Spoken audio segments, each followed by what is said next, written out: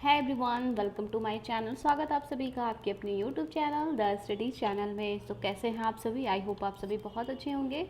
तो देखिए, आज सीडीपी प्रैक्टिस सेट 5 आ गया है। इसके पहले सीडीपी प्रैक्टिस सेट 1, 2, 3 एंड 4 मैंने करा दिया है। अगर आपने नहीं देखा है तो अभी चैनल पे विजिट कीजिए और उस वीडियो को ज़रूर देखिए, क्योंकि देखिए सीटेट का पेपर हो चुका है, तो अब बारी है यूपी टेट की। तो यूपी टेट की जो तैयारी है वो आपको अभी से अच्छे से शुरू करनी चाहिए, क्योंकि जितनी भी तैयारी करिए उतनी कम होती है और एग्ज़ाम कभी भी हो सकता है। इसलिए आप अपनी तैयारी बनाए रखिए और वीडियो को जल्दी से शेयर कर दीजिए अपने दोस्तों को, जिससे कि उनको भी ये वीडियो मिल सके, वो भी अपनी तैयारी कर सके। तो लाइक, शेयर और सब्सक्राइब करना ना भूलिएगा। और सब्सक्राइब करेंगे तो आपको आने वाली भी प्रैक्टिस सेट मिलते रहेंगे। इसके बाद मैं हिंदी का प्रैक्टिस सेट लाने वाली हूँ, उसके बाद संस्कृत का, ऐसे धीरे धीरे सबका लेकर आऊँगी। तो आप अपनी तैयारी करते रहिए और प्रैक्टिस करते रहिए और इसको शेयर भी करते रहिए। तो चलिए स्टार्ट करते हैं आज का सेशन। देखते हैं आज का पहला क्वेश्चन। तो पहला क्वेश्चन है, द्वितत्व सिद्धांत के प्रतिपादक कौन है? तो द्वितत्व सिद्धांत के प्रतिपादक कौन है? स्पीयरमैन, जेम्स ट्रेवर, हॉल्स या वेल्स? तो इसका आंसर हो जाएगा स्पीयरमैन। द्वितत्व सिद्धांत के प्रतिपादक कौन है? तो स्पीयरमैन है। देखिए, स्पीयरमैन एक ब्रिटेन के प्रसिद्ध दार्शनिक थे। तो क्वेश्चन भी बन सकता है, स्पीयरमैन कहाँ के थे? तो ये थे ब्रिटेन के। कहाँ के थे? ब्रिटेन के थे। ब्रिटेन के प्रसिद्ध दार्शनिक थे और उन्होंने 1904 ईस्वी में ये समझने का प्रयास किया कि बुद्धि कितने कारकों और तत्वों से मिलकर बनी है। कब? 1904 में। और उन्होंने अपने अध्ययनों के आधार पर 1927 में बुद्धि के दो तत्वों का उल्लेख किया। एक को सामान्य तत्व और दूसरे को विशिष्ट तत्व की संज्ञा दी। सामान्य और विशिष्ट, जिसको जी और यस फैक्टर कहा जाता है। जी फैक्टर और यस फैक्टर कहा जाता है। जी जनरल फैक्टर और एस स्पेसिफिक फैक्टर। तो इन दो फैक्टरों की, दो कारकों की इन्होंने क्या दी है? संज्ञा दी है। किसने? स्पीयरमैन ने। तो आपसे क्वेश्चन में पूछ सकता है स्पीयरमैन कहाँ के हैं? तो ब्रिटेन के हैं। और इन्होंने कितने तत्वों का सिद्धांत दिया है, कितने तत्वों की संज्ञा को बताया है? तो दो। कौन कौन से हैं? जी और एस कारक, जी और S factor, general factor and specific factor. अब नेक्स्ट क्वेश्चन देखते हैं। नेक्स्ट क्वेश्चन है कि मनोविज्ञान की प्रयोगशाला किस मनोवैज्ञानिक ने स्थापित की? मनोविज्ञान की प्रयोगशाला किस मनोवैज्ञानिक ने स्थापित की? स्किनर, स्पीयरमैन, हॉल्स या वुंट? तो इसका आंसर हो जाएगा doctor Wundt. Option number 4 doctor Wundt बिल्कुल सही आंसर है। डॉक्टर वुंट देखिए, जर्मनी के प्रमुख जर्मन चिकित्सक, विज्ञानी और आधुनिक विज्ञान के संस्थापक थे। ठीक है। और इसके साथ यह मनोविज्ञान के प्रोफेसर भी थे। इन्होंने 1979 या 1881 में एक मनोविज्ञान की प्रयोगशाला की स्थापना की। कब की? 1879 से 1881 के बीच इन्होंने मनोविज्ञान की प्रयोगशाला की स्थापना की। किसने की? तो डॉक्टर वुंट ने। नेक्स्ट क्वेश्चन है, 1882 में किस मनोवैज्ञानिक द्वारा लंदन में मानवीय विशेषताओं का अध्ययन करने के लिए प्रयोगशाला का निर्माण किया गया? 1882 में किस मनोवैज्ञानिक द्वारा लंदन में मानवीय विशेषताओं का अध्ययन करने के लिए प्रयोगशाला का निर्माण किया गया? तो कौन थे? कैटल, गॉल्टन, अल्फ्रेड बिने या वुडवर्थ? तो इसका आंसर हो जाएगा अल्फ्रेड बिने। अल्फ्रेड बिने ने 1882 में लंदन में मानवीय विशेषताओं का अध्ययन करने के लिए प्रयोगशाला का निर्माण किया था। नेक्स्ट क्वेश्चन है कि मनोवैज्ञानिक वाइगोत्स्की कहाँ के थे? मनोवैज्ञानिक वाइगोत्स्की कहाँ के थे? जापान, रूस, फ्रांस या चीन? तो इसका आंसर क्या हो जाएगा? ये एक रूस के मनोवैज्ञानिक थे। कहाँ के थे? तो रूस के थे। Option number 2 is the correct answer. Next question देखते हैं कि व्यवहारिक बुद्धि का अर्थ है कि बुद्धि संस्कृति का उत्पादन होती है। आई मीन बुद्धि से संस्कृति का उत्पादन होती है, किसका कथन है? स्टर्नबर्ग, वाइगोस्की, सैलोवी या मेयर? तो देखिए इसका आंसर हो जाएगा स्टर्नबर्ग, ऑप्शन नंबर ए। व्यवहारिक बुद्धि का अर्थ है कि बुद्धि संस्कृत का उत्पादन होती है उससे, यह कथन स्टर्नबर्ग द्वारा दिया गया है। स्टर्नबर्ग ने एक त्रितंत्र सिद्धांत दिया था जिसमें कि व्यक्ति जब तर्क करता है या प्रभावी ढंग से किसी सूचना को संशोधित करता है तो उस समय उसके मन में क्या होता है, इस तथ्य का प्रेक्षण कई व्यक्तियों में किया और इसके बाद निष्कर्ष निकाला कि मानव बुद्धि में कई तत्व सम्मिलित हैं। किसने? स्टर्नबर्ग ने।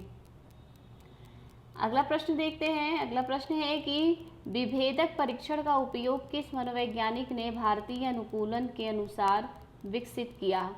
विभेदक परीक्षण का उपयोग किस मनोवैज्ञानिक ने भारतीय अनुकूलन के अनुसार विकसित किया? Horace Wallace, JP Guilford, J M. Ojha? तो इसका आंसर हो जाएगा option number D, J M. Ojha. मनोवैज्ञानिक जे.एम. ओझा ने विभेदक परीक्षण का उपयोग भारतीय अनुकूलन के अनुसार विकसित किया। अगला प्रश्न है कि किस अभिक्षमता को AST के नाम से जाना जाता है? किस अभिक्षमता को AST के नाम से जाना जाता है? विभेदक अभिक्षमता, सामान्य अभिक्षमता, आर्म्ड सर्विसेज अभिक्षमता या व्यावसायिक अभिक्षमता? तो इसका आंसर हो जाएगा आर्म्ड सर्विसेज अभिक्षमता, ऑप्शन नंबर 3 बिल्कुल सही आंसर हो जाएगा इसका। अब अगला देखते हैं। अगला क्वेश्चन है कि प्रारंभ में आत्मा का प्रयोग किस शास्त्र में किया जाता था? किस शास्त्र में आत्मा का प्रयोग किया जाता था? अर्थशास्त्र, दर्शन शास्त्र, समाजशास्त्र या शिक्षा शास्त्र? तो इसका आंसर हो जाएगा ऑप्शन नंबर 2, दर्शन शास्त्र। देखिए दर्शन शास्त्र वह ज्ञान है जो परम सत्य और प्रकृति के सिद्धांतों और उनके कारणों की विवेचना करता है। दर्शन शास्त्र सामाजिक चेतना के रूपों में से एक है। अतः दर्शन शास्त्र का संबंध आत्मा से है जिसमें व्यक्ति के आत्मा का अध्ययन किया जाता है। तो आत्मा का प्रयोग किस शास्त्र में किया जाता है? दर्शन शास्त्र में। अगला प्रश्न है कि किसका अभिप्राय अपने व्यवहार को नियंत्रित करने से है?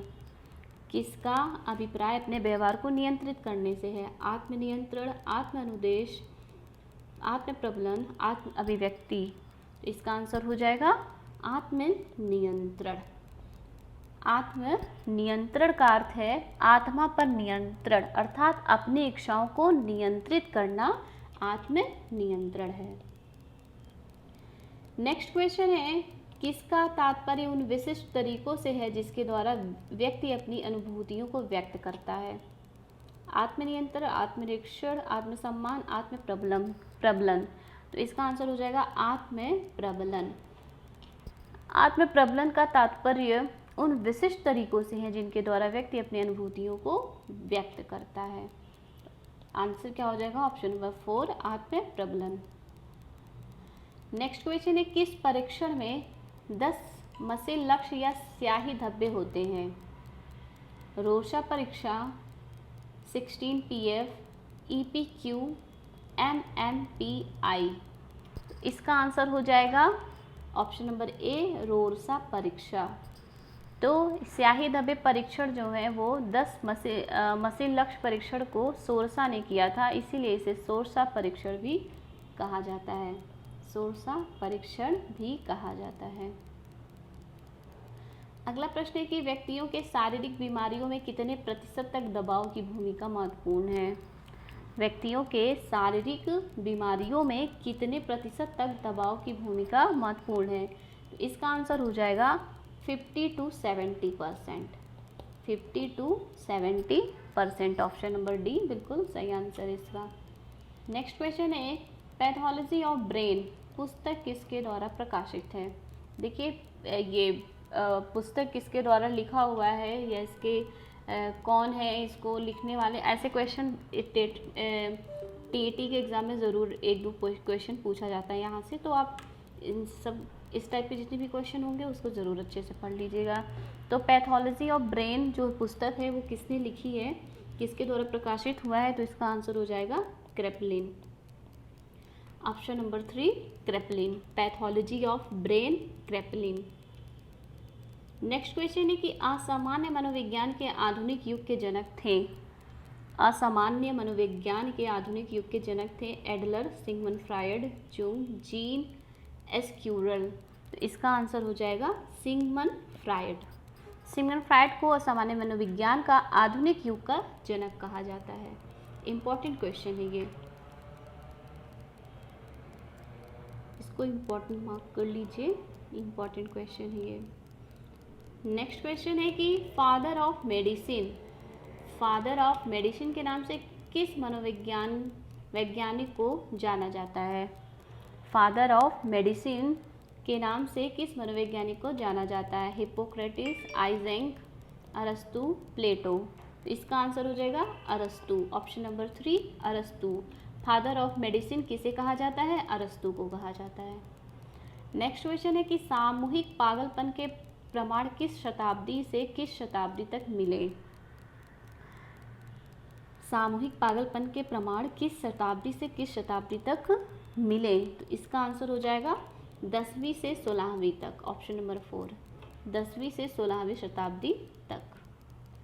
अगला प्रश्न है कि मनस्नायु विकृत के रोग का लक्षण है। मनस्नायु विकृत रोग का लक्षण क्या है। भय, आशंका, रोग या कष्ट। इसका आंसर हो जाएगा आशंका। ऑप्शन नंबर 2 आशंका। मनस्नायु विकृति रोग का लक्षण आशंका होता है, जिसमें व्यक्ति को स्वयं पर विश्वास नहीं हो पाता है और अपने कार्यों की सफलता एवं असफलता को लेकर वो हमेशा संशय में रहता है। आशंका उसको हमेशा रहती है। नेक्स्ट क्वेश्चन है कि छात्रों में चोरी करने की आदत को कैसे दूर किया जाता है। कैसे दूर किया जा सकता है, आप कैसे दूर कर सकते हैं अगर छात्रों में चोरी करने की आदत है तो। बालकों को पारितोषिक देकर, उदाहरण देकर, ताड़ना देकर या सजा देकर। इसका आंसर हो जाएगा उदाहरण देकर। देखिए, बच्चों में चोरी करने की आदत को दूर करने का सबसे बेहतर तरीका है उदाहरण देना, जिसमें बुरे कार्यों के परिणाम जो हैं उसको बताते हुए उन्हें उससे दूर कर सकते हैं। सजा एवं ताड़ना देकर उनके व्यवहार को तत्काल रोका जा सकता है, पर वो लंबे समय तक नहीं रुक सकते हैं। इससे उनके व्यवहार में परिवर्तन होता है। तो पारितोषिक देना उनके चोरी करने के व्यवहार को और बढ़ावा देता है, तो इसलिए इसका सही आंसर हो जाएगा उदाहरण देकर। अगला क्वेश्चन है कि अधिगम का शिक्षा में योगदान है। अधिगम का शिक्षा में क्या योगदान है। व्यवहार परिवर्तन में, नवीन अनुभव प्राप्त करने में, समायोजन में या इनमें से सभी में। तो आंसर यही हो जाएगा इनमें से सभी में। नेक्स्ट क्वेश्चन है कि थकान का कारण नहीं है। निरंतर कार्य करते रहना, शिक्षण विधियाँ, विश्राम या अपर्याप्त रोशनी। तो थकान का कारण नहीं है, आपको चुनना है इनमें से। तो थकान का कारण नहीं है होगा आंसर इसका विश्राम। देखिए, निरंतर कार्य करते रहने से एक कार्य के लिए अनुकूल परिस्थितियों के ना होने का जो है उससे थकान का कोई अनुभव नहीं किया जाता है। थकान को दूर करने के लिए विश्राम, आराम किया जाता है, अतः विश्राम थकान का कारण नहीं है। अगला प्रश्न है कि आधुनिक युग में मानसिक स्वास्थ्य पर किसका सबसे बुरा प्रभाव पड़ता है। आधुनिक युग में मानसिक स्वास्थ्य पर किसका सबसे बुरा प्रभाव पड़ता है। शिक्षा का, जीवन की अस्थिरता का, आराधना का, भौतिकता का। तो आंसर यही हो जाएगा जीवन की अस्थिरता का। जीवन की अस्थिरता के लिए व्यक्ति तनाव की स्थिति में रहता है, जो उसे मानसिक स्वास्थ्य पर बुरा प्रभाव डालता है। अगला प्रश्न है कि लिंग का निर्धारण होता है माता द्वारा, पिता द्वारा, माता और पिता द्वारा, इनमें से कोई नहीं। तो लिंग का जो निर्धारण होता है वो कहाँ से होता है, पिता द्वारा होता है। देखिए, ग्रेगर जॉन मेंडल, जिन्हें आनुवंशिकता का पिता कहा जाता है, इनके अनुसार लिंग का निर्धारण बालक के पिता के द्वारा होता है, क्योंकि माता में XX क्रोमोसोम पाए जाते हैं। इस वजह से लिंग का निर्धारण जो होता है वो पिता के द्वारा होता है। माता में XX पाए जाते हैं और पिता में XY पाए जाते हैं। तो जब XX मिल जाता है तो लड़की होती है, और जब XY मिल जाते हैं तो वो तब क्या होता है, लड़का होता है। तो इसलिए पिता द्वारा ही लिंग का निर्धारण होता है। नेक्स्ट क्वेश्चन है कि गर्भस्थ शिशु में संवेदनशीलता का विकास प्रारंभ होता है सिर से, पैर से, हाथ से, संपूर्ण शरीर से। तो गर्भस्थ शिशु में सर्वप्रथम मस्तिष्क का विकास होता है। किसका विकास होता है, मस्तिष्क का। तो आंसर क्या हो जाएगा, सिर से। सिर से जो है शिशु में संवेदनशीलता का विकास प्रारंभ होता है। अगला प्रश्न है कि जन्म के बाद विकास की दूसरी प्रमुख अवस्था है गर्भावस्था, शैशवावस्था, किशोरावस्था या बाल्यावस्था। तो जन्म के बाद विकास की जो दूसरी प्रमुख अवस्था है वो है शैशवावस्था। कौन सी अवस्था, शैशवावस्था। पहली अवस्था शैशवावस्था ही होती है, दूसरी अवस्था बाल्यावस्था, तीसरी किशोरावस्था होती है। अगला प्रश्न है कि यौन परिपक्वता में महत्वपूर्ण हाथ है पीयूष ग्रंथि का, उपवृक्क ग्रंथि का, गल ग्रंथि का, उपगल ग्रंथि का। यौन परिपक्वता में महत्वपूर्ण हाथ है किसका, तो आंसर हो जाएगा पीयूष ग्रंथि का। देखिए पीयूष ग्रंथि को मास्टर ग्रंथि कहा जाता है। ये क्वेश्चन बहुत इम्पॉर्टेंट है क्योंकि ये क्वेश्चन पूछा जा चुका है और पूछा भी जा सकता है कि किस ग्रंथि को मास्टर ग्रंथि कहते हैं, तो पीयूष ग्रंथि को। तो पीयूष ग्रंथि को मास्टर ग्रंथि भी कहा जाता है। इसी से संपूर्ण मानव व्यवहार एवं शरीर की अंतर्क्रियाओं का नियंत्रण होता है। तो यौन परिपक्वता में भी पीयूष ग्रंथि की जो है महत्वपूर्ण भूमिका होती है। तो इसलिए इसका आंसर हो जाएगा पीयूष ग्रंथि। तो ये रहा आज का सेशन। आई होप आप सभी को वीडियो अच्छा लगा होगा। तो वीडियो को ज़रूर शेयर कर दीजिएगा अपने दोस्तों को, जिससे कि उनकी भी प्रैक्टिस हो सके, वो भी अपनी तैयारी कर सकें। और आप ज़्यादा से ज़्यादा मेरे चैनल को शेयर कीजिए, जिससे कि मैं भी मोटिवेट होंगी, क्योंकि मैं बहुत मेहनत करती हूँ आप सभी के लिए। तो आप मेरे लिए कम से कम एक लाइक और जो भी देख रहा है वो शेयर ज़रूर कर दे इस वीडियो को। Thank you, bye bye.